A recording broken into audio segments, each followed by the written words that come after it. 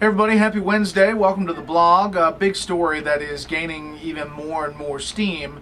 These videos of Jonathan Gruber, the MIT professor, the Obamacare architect, talking about essentially pulling one over on the American people's eyes with Obamacare and the law and how it got through, basically on the false premise that people wouldn't understand all the aspects of it, so that's how it could get through politically, and that the end justified the means. It was one video at first, then a second video surfaced where he said roughly the same thing. Meantime, he had apologized on another cable network, saying they were off-the-cuff remarks, that he said the American people were stupid. You can't just get it through, it's just not politically impossible. It was written in a tortured way, in part because it was difficult to understand, he said at first, and that the lack of transparency was a huge advantage.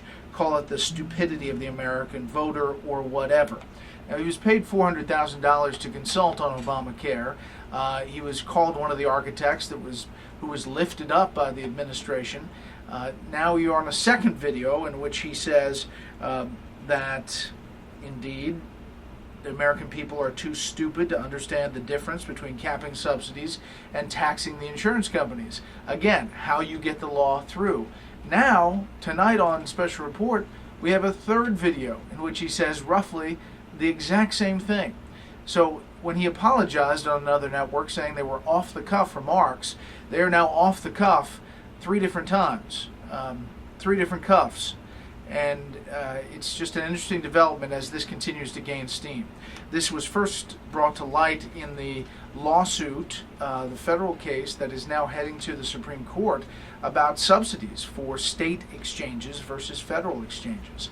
Now it has kind of mushroomed into this, the American people are stupid because we are actually seeing and hearing these videos. Expect this story to continue to gain steam and maybe even get into the mainstream media at some point.